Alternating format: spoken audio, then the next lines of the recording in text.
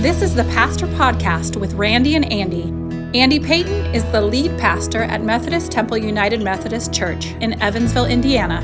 Randy Moore is associate pastor at Methodist Temple. Their goal is to see Christ in everything and everyone. Welcome in, listeners. I'm Pastor Randy Moore. I'm Pastor Andy Payton.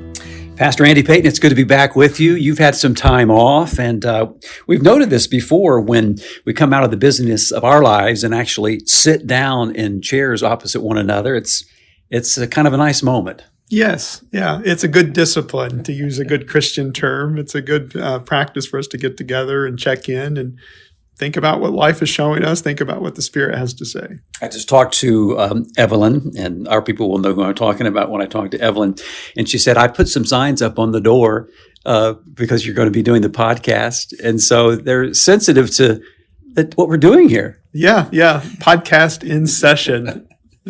Time to be quiet, I suppose. Yes. I get one of those on-air lights and let it flash outside the office here.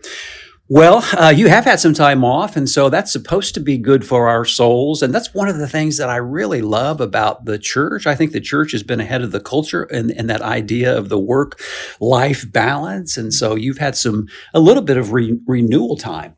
Yeah, I finally took a week off. It was my first week off since Christmas, and I decided I needed a break to catch my breath before Lent begins, because Lent, of course, begins next week. And it was good. We got away. We went to Louisville and saw our girls. It was my first time, too, actually. We saw Frozen on Broadway. We saw a Broadway show. And it was just magical to look at their faces. My girls, as the show began, they were like, this is awesome. And it really is. It's incredible. If you've ever been to a Broadway show, the way that they're able to sing and the talent is just incredible. Yeah. Well, good. And one of the things about that, too, is that renewal, that recreation that we're supposed to experience, it only really works for you if then you can sort of take that back into the busyness of your life. Otherwise, it's like you're just living from break to break, almost like living for the weekends, where whatever you find in that rest has to, in some sense, stay with you all the time. Yeah, I feel like if a person's really experienced a Sabbath, what happens is that you come out of it in harmony with life.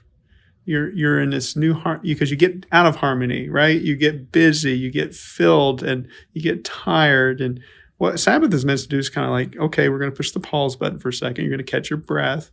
You're going to get back into the rhythm of things. And back to the Broadway show, life is kind of like a dance, and you start to get in step with it again, and you're able to move much more gracefully again. And so that's how I kind of gauge whether or not I've really actually tuned in or not. And certainly I've been that person that's gone from work to vacation, and then I need a vacation from the vacation again. And right. We've all done that. But I feel more centered, I guess, this time around than I sometimes have in the past. I had this conversation with my contemplative prayer group, and I said, after we prayed Sunday evening, I said, I want to share with you all one of the ways that this really has had an impact on my life, and that's that the 20 minutes that we're in prayer, that stays with you. And the example that I used was I preached on Sunday, and you were away. I preached on Sunday, and I know you have the same experience too. You get here early, but then that time from when we arrive at church on a Sunday morning to when the 8:30 service starts, that time moves faster than any other hour or hour and a half or 2 hours throughout the week, because there is so much to be done. And I said, both in the 8:30 service and in the 11 o'clock service, when I sat down in the sanctuary at 8:30, it was the first time I had sat down since I got to church. There's just a sort of a busyness or getting ready for the service, and then teaching Sunday school in between, and then again just sitting down at the last minute at 11 o'clock.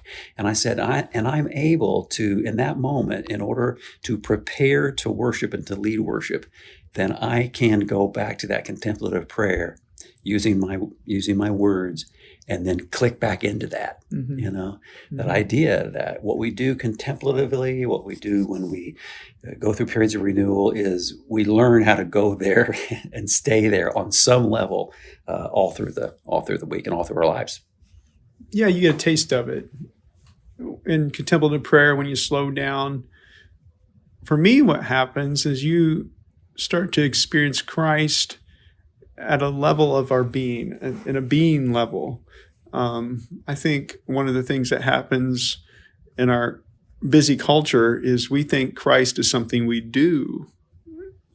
It's loving things we do, it's kind things we do. And certainly there's a part of it that, yes, that's true.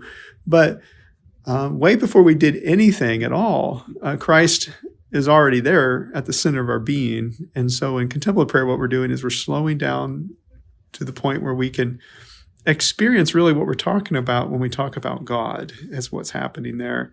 And it's easy to get on the treadmill, though, on a Sunday morning. And rather than being a human being, we become a human doing. Right. And we're not centered. We're not grounded. We're just like next thing to the next thing. If you're not careful, and I've done this on a Sunday morning many times, we become like an anxious mess, just going.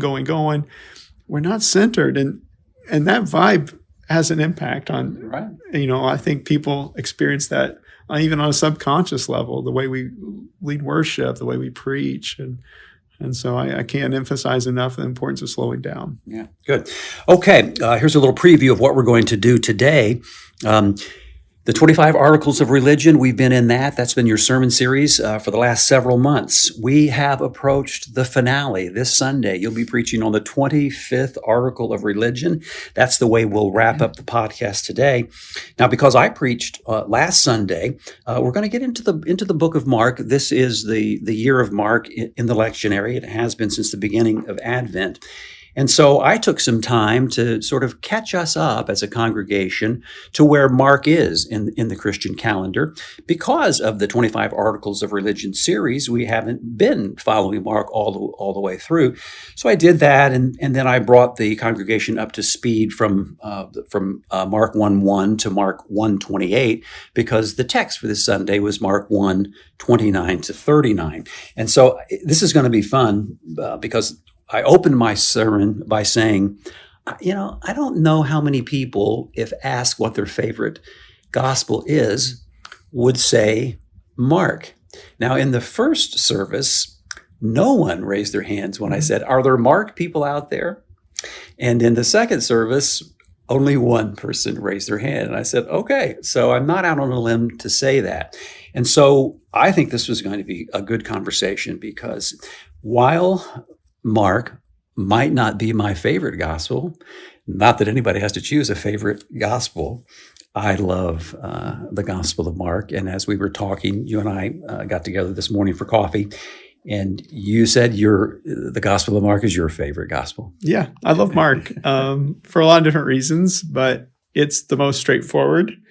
It's probably the earliest. There's just much to enjoy about Mark. And I mean, we can get into this later on if we want, but it gives us probably the clearest picture of what we call the historical Jesus.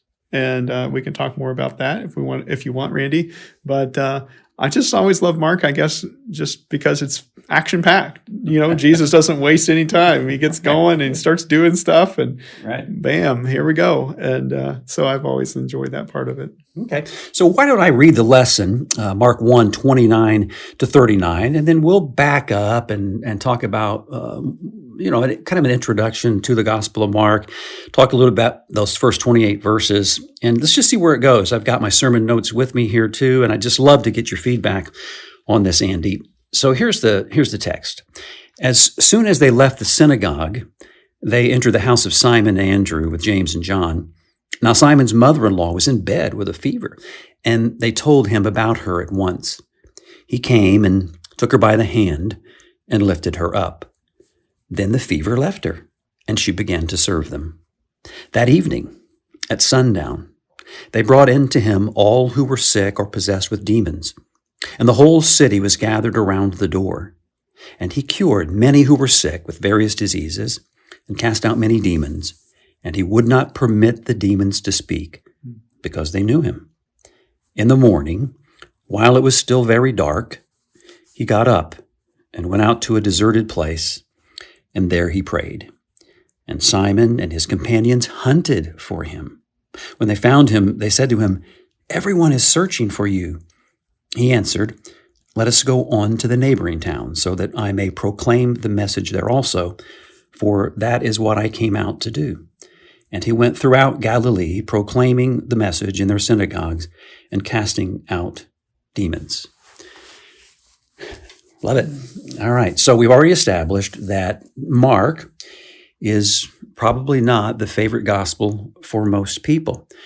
And I talked about that a little bit, and maybe part of that comes in the order in the New Testament itself. Matthew comes first, even though today we've established that Mark was the first one that was written. But Matthew comes first. And I wondered, why is that? And it might have been because there was a time when people thought Matthew was first. In fact, John Wesley thought Matthew was first. John Wesley thought that Mark was kind of a Reader's Digest version of Matthew. Today, we know probably certainly that Mark is first. The other thing is that a lot of the stories that we love about Jesus are just not there. There's no birth narrative. Mm-hmm. I said that it's difficult to create a manger scene out of the Gospel of Mark. Jesus arrives as an adult in the Gospel of Mark. And I said, you can't, people love Luke, for that reason, for the Christmas story. You've got the baby Jesus and Mary and Joseph and the angels and the shepherds. And then Mark even Matthew even sort of elbows his way into the Christmas story. In fact, we were still in Epiphany. We're still celebrating the light that's come into the world in Jesus, that light that the Magi followed. And so they become part of our manger scene. And we love that. And we love Matthew because of the Sermon on the Mount and 5 big speeches of Jesus there in Matthew. And then, of course, John. Wow. I mean, people just love the Gospel of John. The prologue, what a beautiful thing that is. And then Jesus turns water into wine at the wedding at Cana. There's John 3:16. You could go on and on and on about how people love the Gospel of John. And so here you are with Mark, so pared down, compared to the rest, but it is the earliest. So we've got to give Mark his due for that reason. Mm-hmm. Mark invented the gospel genre. Mark invented the gospel genre before Mark, and now we're talking about 30 or 40 years after the life of Jesus. And so the early Christians had these stories. They had memories. They had a parable here, and they had a tradition there, and they loved those. Can you imagine what it was like when Mark took all of those things, all of those traditions, and put them into a story, and then they heard this read to them from the beginning to the very end. Wow. And so Mark has to get his due.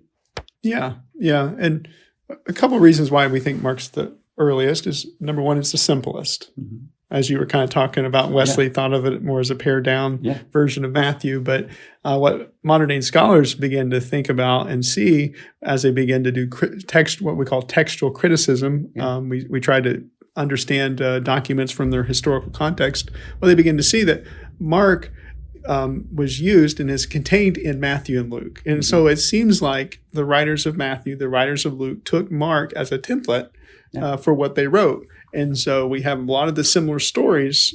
We start with Mark, we have a lot of the similar stories in Matthew and Luke, but then they kind of add their own narratives and ideas from the emerging Christian tradition. Another thing I'll say is the first century context, this was an oral culture. And so when folks start to hear this was written maybe 40 years after Jesus died, they're like, what? Because they're thinking, why didn't they just write it down? They would have wrote it down right away.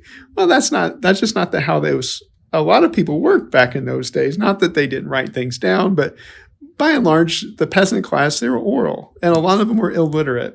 And so the way the gospel was shared was person to person telling stories. That's how it was done. And then as generations begin to pass away, I think that's probably what became the inspiration for them to kind of write these traditions down. And to be clear here, I don't think they're making things up.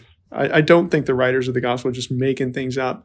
What I think they're trying to do, though, is convey the spirit of who Jesus Christ was and is. They're trying to convey the spirit of a person so that we can continue to share that on as we share what we call the good news, the gospel. Yeah, and we can't underestimate the context in history. We think that the Gospel of Mark was written around AD 70, maybe a few years before that, but certainly around AD 70. And what happened in AD 70? Well, there was a Jewish revolt, and then there was a war with Rome, and then Rome crushed Jerusalem and destroyed the temple. That has a profound impact on the Gospel of Mark. It has a profound impact on the New Testament as a whole. And so that opens it up for us as well. So we don't know for sure who wrote Mark. The early church thought that there was this Mark and this John Mark, and that this came from the teachings of Peter.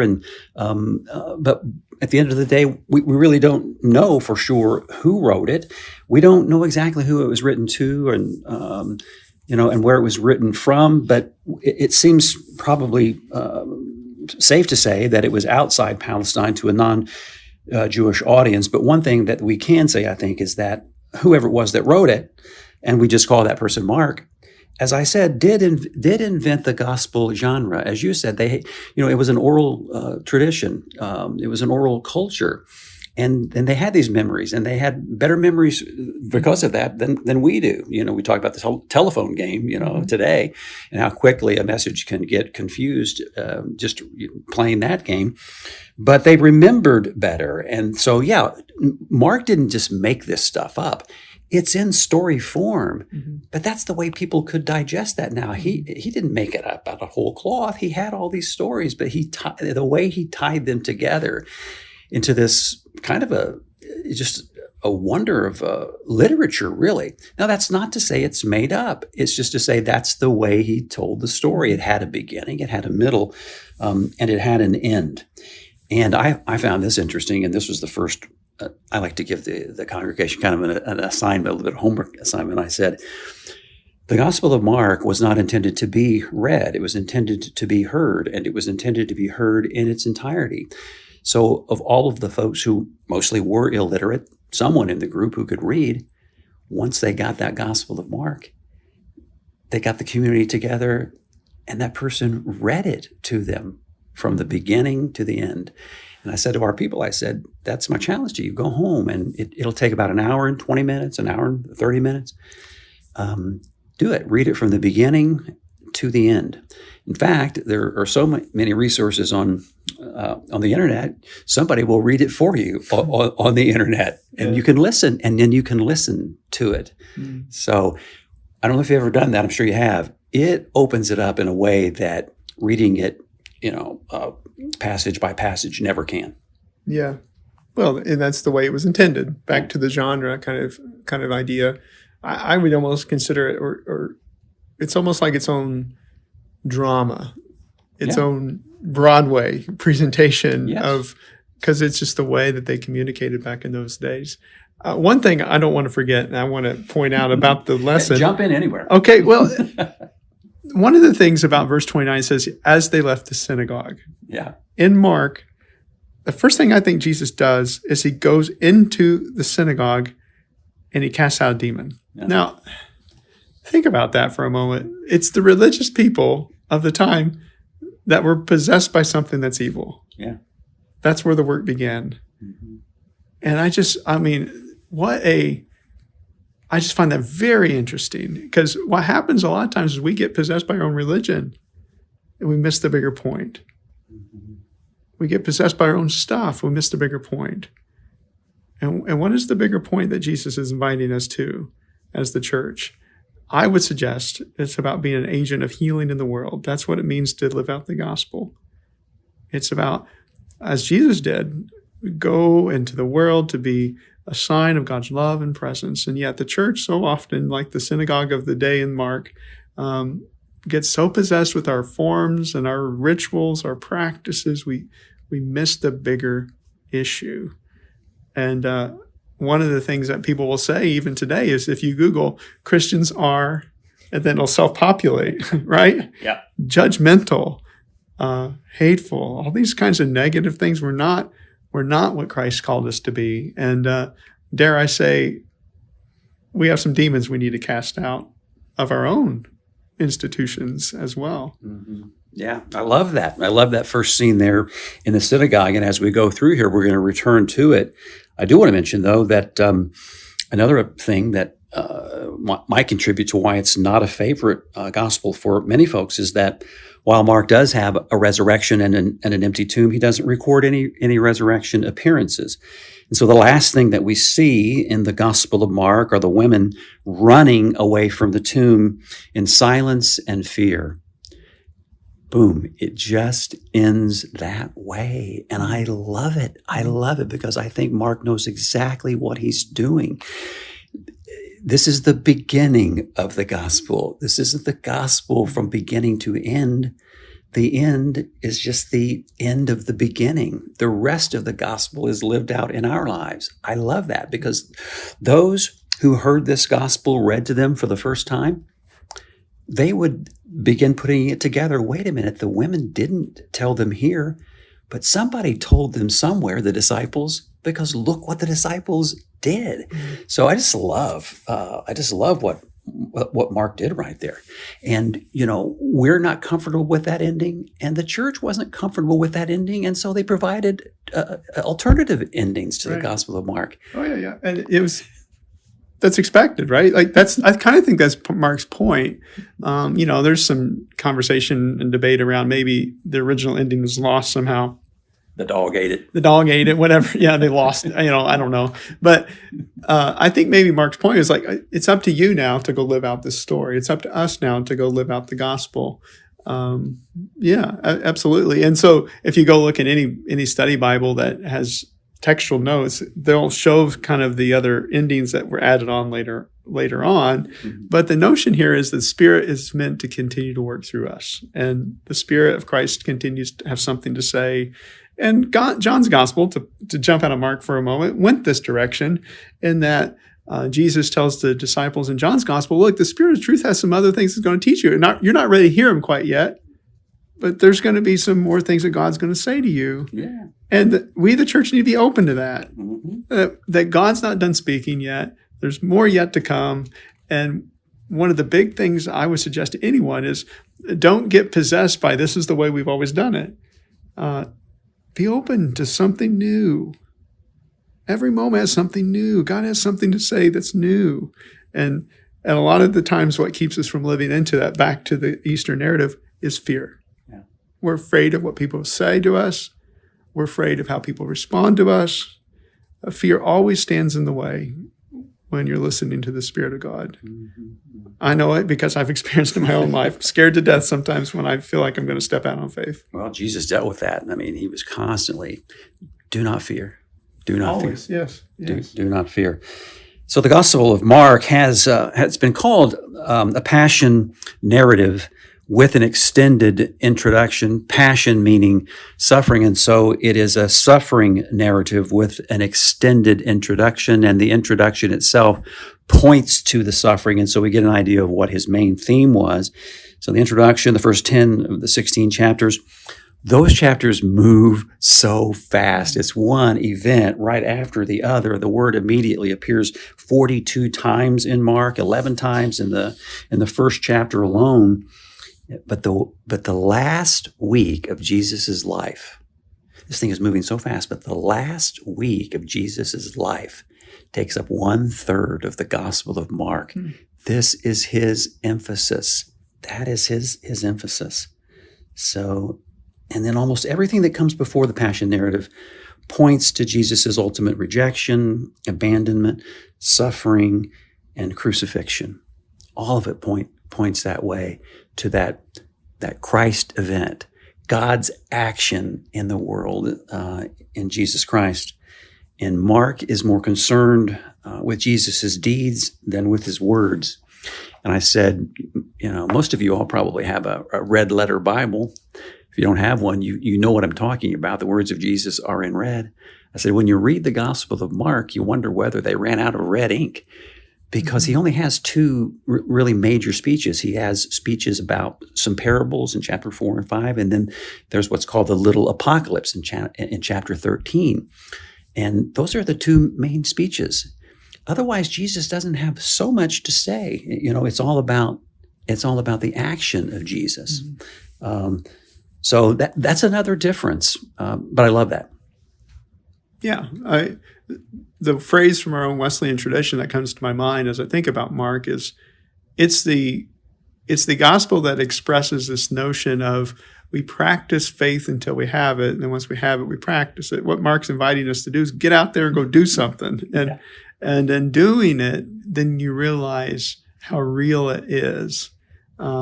It's almost like I like to use the phrase an active mysticism, and that might be kind of scary to people to use that kind of language. But really what happens is as we engage in outgoing love, as we engage in agape love, we notice the difference it makes in the core of our own being. And then finally the light goes on and we're like, oh yeah, this is because, well, we're a part of a God that is outgoing love too. And so the two eventually comes together. And Mark just is this perfect example of Jesus doing that again and again. Ultimately, the world tries to squash him and put out the light, and it comes back. And so the beautiful thing, and I don't know, Randy, you might want to hit on this too, but the beautiful thing about Mark, for example, is in the very first verse, Jesus is called the Son of God. Yeah. And then as Jesus dies, the only other time it's referred to is as Jesus dies, a Roman soldier says, surely this is the Son of God. So what's happening here? Mark is this wonderful proclamation of there's a power greater. There's one that's a power greater. And it's something we need to hear today. We look around the world and we see all the violence and we see all the destruction. Mark's people, the people that would have heard the Gospel of Mark, their whole world had crumbled around. They had destroyed the Jerusalem temple. The Romans had totally annihilated them. And yet here we come with this good news. Hey, you think that they're it. You think that violence machine is the most important thing, the most powerful thing. No, the most powerful force in the universe is the love of God that we see in Jesus. That's it. And goodness gracious. And how do you learn that that's real? You go practice it. It's as simple as that. Go practice it. Notice the difference. We're going to break down that first verse in just a second, but I wanted to back up to the fact that Jesus comes off as more of an introvert, in the Gospel of Mark, where he's very extroverted in the Gospel of John.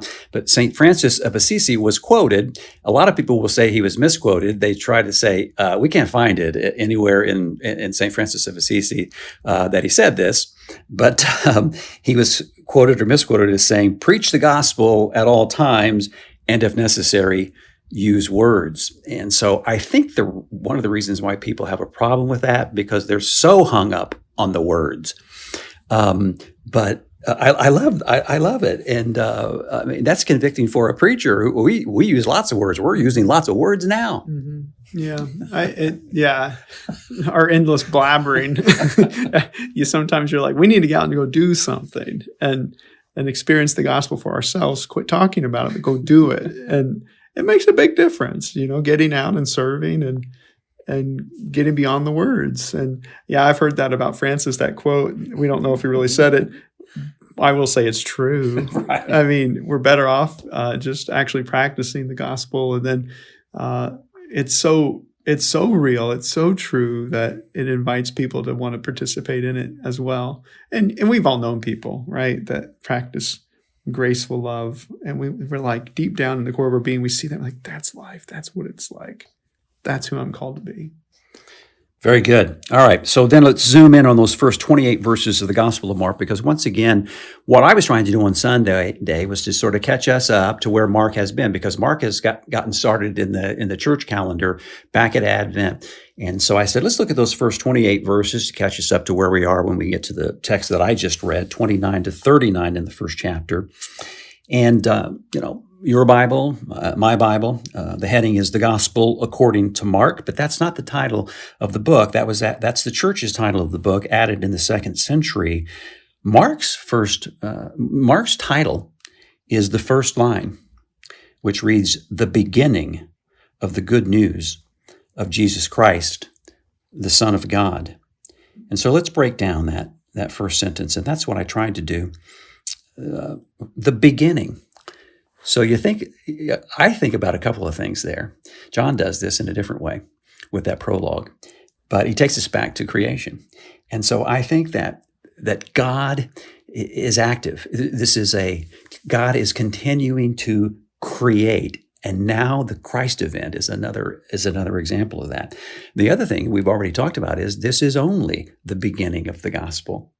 It's only the beginning of the gospel. The gospel is for us to finish in our lives.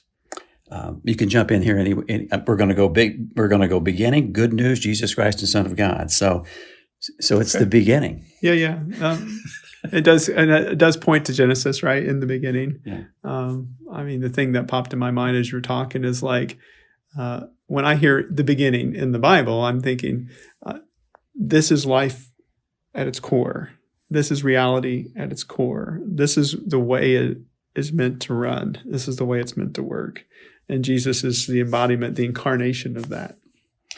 And the beginning of the good news. And I referred to my work in news in another realm. I said, I know a thing or two. I mean, you can't go as many decades as I've gone doing news and not knowing a little bit about news. And I asked, so what is news? Is news the words? No, the news isn't the words. Mm-hmm. News describes events. And so the good news for Mark is the Christ event, mm-hmm. God's action in the world in Christ. Mm-hmm. That's good news. Right. Well, a person said it well once, that you can tell a lot about a person from where they get their news from. It's so true. As Christians, our news comes from Jesus. Our good news comes from Jesus. And that phrase, good news, goes back, of course, to the Greek word gospel. Mm-hmm. And I read somewhere once years ago where that term gospel was used by the Romans too. And what they would do was the Romans would go off and fight a big battle.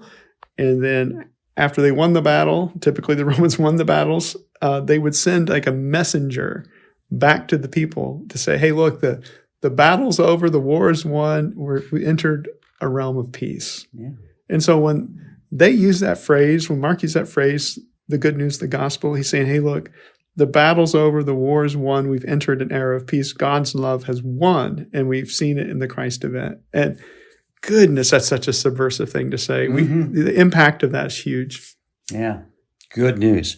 All right, the beginning of the good news of Jesus Christ. And so Christ is not Jesus's last name. Christ is the Greek for the Hebrew Messiah. This is Messiah right up front. Mark is establishing this is the Messiah. The anointed one. Yeah. The king. In the Hebrew Bible, Old Testament, when a new king was chosen by God, they would anoint him with oil as a way to signify what had happened. And Jesus, in this case, is like God's anointed, God's chosen messenger, God's chosen, more than messenger, really, liberator, too. So, it's much more than just I think a lot of times people think of Christ as like it's Jesus' last name or something. No, that's not what it is. It's pointing to the anointing of God's presence, I think. Yeah, so the beginning of the good news of Jesus Christ, Son of God. We could spend a whole, talking about sermon series, a whole sermon series on this. But Mark, right up front, this is the Christ. This is the Son of God. Mm-hmm. Yeah, and the phrase "Son of God," that's used throughout the Bible, but it's also used in the Roman world. Yes. Again, the Caesar was known as Son of God, as the deathless one, and all these kinds of things. And so, from right at the start, I think to put it in context, Mark's saying, "No, our guy is the anointed one of God." Our guy, Jesus, is the Son of Man. This is it. This is the one. This is the truth, not the Romans. And there's a power that's greater. Again, it's all echoed. And the first century hearers, they all would have known these things. Mm-hmm. This would have been like, oh, here we go. This is going to be subversive. And everyone leans in. It's like, what they're going to say next, Right. That kind of thing. It's almost like its own little prelude of what is yet to come in the gospel. So the ultimate question in the Gospel of Mark is, who is Jesus? So what's fascinating and brilliant about Mark is that Mark says from the very beginning who Jesus is. We've just been talking about it. This is the beginning of the good news of Jesus Christ, Son of God. But something that's since then been called dramatic irony is what he is employing here. Because while you and I know who Jesus is, the characters in the Gospel of Mark don't. Mm-hmm. They don't know. Mark knows who Jesus is. God knows who Jesus is. The demons know who Jesus is. The hearers and the readers know who he is, but not a single human being knows who Jesus is until very late in the story. And I just use this as a teaser. We can go ahead and do a little spoiler here. But in my sermon, I said, if you already know who that single human being is, I won't spoil it for you. We'll hold that until we get to Good Friday and the Passion story. But it's the centurion. Mm-hmm. The Roman centurion at the cross is the first human being to acknowledge Jesus as the Son of God. Yeah. Yeah. He's not one of the followers. He's not a disciple. He's not even a Jew. He's not even an opponent of Jesus. He's a Roman. And Mark says, by seeing how Jesus died, he said, this is the Son of God. Mm-hmm. And again, to me, this is it's just fascinating the way that Mark tells the story. Sets it up. Yeah, he really sets it up perfectly. Yeah. As you were talking, Randy, I thought to myself, they didn't see Jesus. They didn't notice Jesus. They missed it. How true is that for us, though, right? Christ is all around, always shining through. Yeah. We're walking through miracles all the time, mm-hmm. and we just so caught up in our stuff, we miss it. And in fact, I would argue Christ is probably doing miracles, just like in the Gospels. We just don't see it. We miss it. And, it takes an event, a big earth-shattering event before we wake up like that centurion. Yeah. You've been talking about that a lot, about having our eyes open to God's work in the world and seeing it in everything, ultimately in everything. We're so skeptical.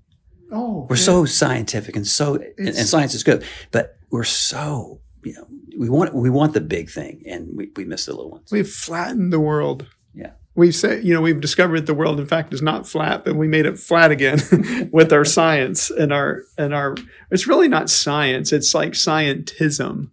Like it's a certain understanding of what science has to be. It's like we assume we already know and all this. And that's the big challenge, Randy. I know we don't have time to break this all down, but I think the big challenge of our time today is we have a materialistic mindset, and to come to faith is to begin to adopt more or less a spiritual worldview, and that's kind of underneath everything I try to do anymore. Is just convince people, as I would say, that God loves them and God's real. And so what I'm saying though is God's not somewhere else. We're trying to move from a materialistic to a more spiritual mindset, which clearly Jesus has throughout the Gospels. Clearly, that's his operating system, and that's to be Jesus' disciple.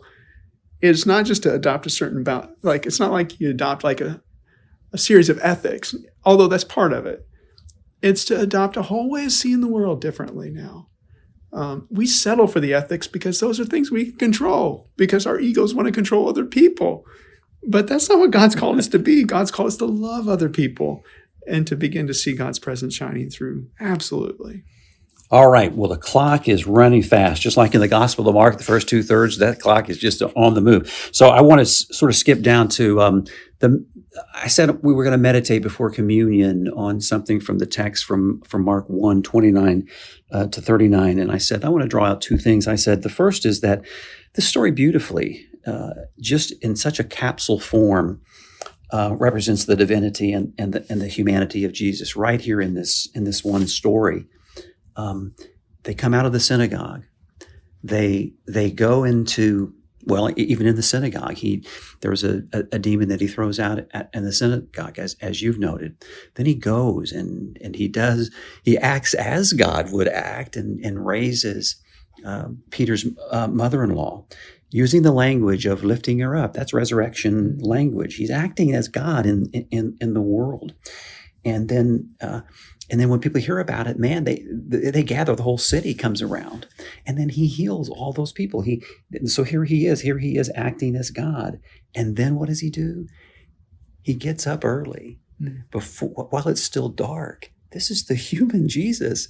This guy has been performing miracles, yet he needs to go back to God and to pray to God and be alone with God, and takes it seriously enough to wake up early to do it. I think that preaches all day long. And I said, do you know why we have 2 candles on the communion table? I said, it's that represents bringing in the light of Christ and then taking the light of Christ back out into the world.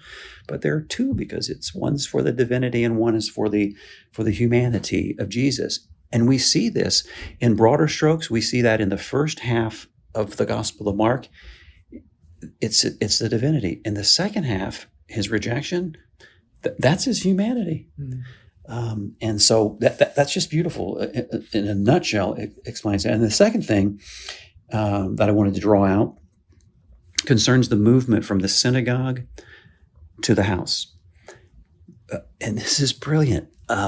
So Mark is saying, okay, so the Christian community actually did move from the synagogue to the house, to the house church. And I actually found a couple of pictures. There's a synagogue in Capernaum. I think we sort of missed this because it's Jesus of Nazareth, but I mean, they were in Capernaum a lot. I mean, that's where Peter's house was. That's where the action's at. That's where it's up there on the Sea of Galilee, isn't it? Yeah. On the north of the Sea of Galilee. And to this day, there's a 4th or 5th century synagogue there. Yeah. And beneath that is the ruins of a synagogue. And they think that this is the one. Next to that, there's a house. And they think that there's no way to prove this, but they think that this might be Peter's house, where this happened. And but it's always important to catch the context, not only the context of the 30s when Jesus lived, but also the 60s and the 70s where those second generation Christians lived. And so they're seeing what happened to the movement. The movement did have to leave the synagogue. Not just Jesus in time moving from the synagogue to the house. The Christianity moved from the synagogue. Initially, it was a Jewish movement. They were all Jews. Now, this is Greek, right? This gospel is written in Greek. It has moved out of the synagogue into the house church. And then, I made the observation as my closer to just think about that while Jesus left the synagogue, Jesus is still in the church. And you could even apply that to the temple. The temple's destroyed, but Jesus is still here. And Jesus is still with the church and still healing and still raising people to new life and still driving out demons and still present in the bread and the wine. And we had communion. And I just paused and I said, the 21st century church is more institutionalized. We're not in house churches anymore. And I said, but it's also a church that's in decline. If you and I read the statistics, and we can see that the church is in decline. And I said, but because God is God and Jesus is all of the things Mark says about Jesus, there will be a revival somehow, and we're not in control of it. I mean, God is in control of it. But I said, just consider this: that revival, maybe it'll be 5 or 6 people gathered in somebody's house around a kitchen table, in the healing presence of Jesus Christ, and the whole city will be gathered outside the door trying to get in. Trying to figure it out. Yeah. Yeah, it's good stuff. Well, the mother, Peter's mother-in-law, I think really encapsulates what transformation is all about when it comes to the gospel. She has a fever. Jesus heals her. Then she begins to serve. And that's the pattern for us, right? Like, we have a fever. What is the fever? It's meism in a nutshell. I think we suffer from meism. We're self-centered. And Christ wants to heal us of that and move that from sort of a me focus to a we focus, and we begin to serve. And as the church begins to come out of its shell, if you will, and see again the world and serve the world, in ways that I think Christ is calling us to, then I think, people will become interested in what we have to say. Until then, we got to wait a little longer. Yeah, I'm glad you brought that back up, because it's a problematic verse for a lot of people to say that. Yeah, it feels patriarchal. Yeah. And it does. I will not sidestep. It's a patriarchal world, but the devil's in the details, folks. Don't get too bogged down with all this. This is first century context and all those kinds of things. But really, the truth of what it's trying to say is It's meant to challenge us. We have to get over ourselves, allow Christ to heal us, so we can be about outgoing love. That's when we come alive, period. Yeah.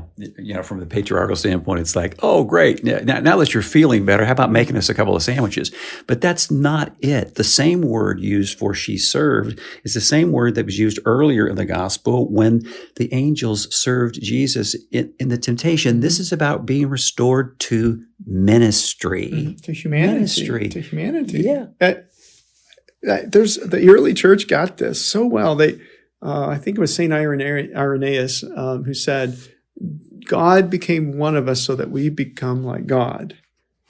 And the notion here is the closer we get to becoming like Jesus, the closer we get to becoming ourselves, is really what the idea here is. We find our true selves in giving ourselves away. We find our true selves in agape love. That's where we find it. That's how we get there.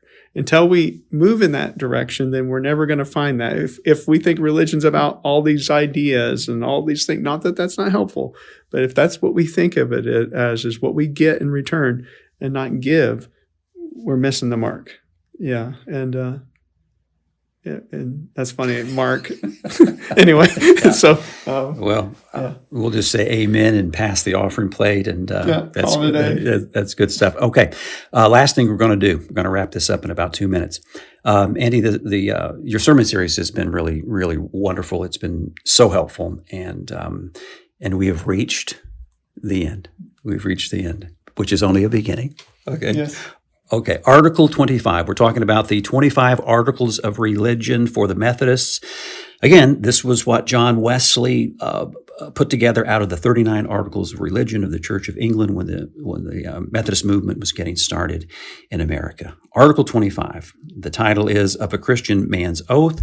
Pastor Andy this will be the subject of his sermon this Sunday. The description from the article says, as we confess that vain and rash swearing is forbidden Christian men by our Lord Jesus Christ and James, his apostle, so we judge that the Christian religion doth not prohibit, but that a man may swear when the magistrate requireth in a cause of faith and charity, so it be done according to the prophet's teaching in justice, judgment, and truth.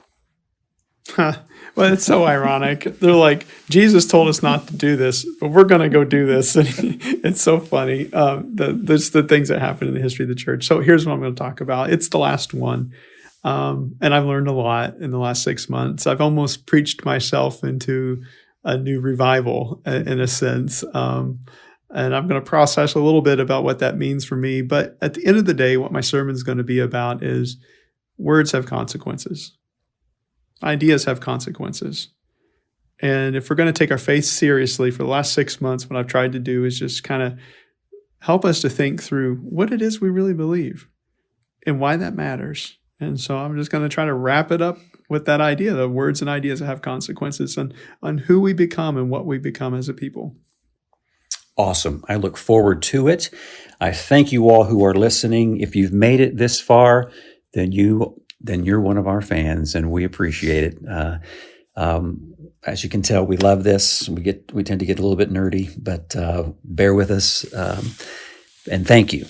Thank you for listening. And we'd love to see you in church. We'd love to see you worshiping with us virtually. And we'd love to answer any questions you might have. And so go to our website and shoot us a question. And we'll talk to you again next week. But have a great week, and we really do thank you for listening. This has been the Pastor Podcast with Randy and Andy. You are welcome to join us at Methodist Temple in person or online. Methodist Temple is at 2109 Lincoln Avenue in Evansville, Indiana.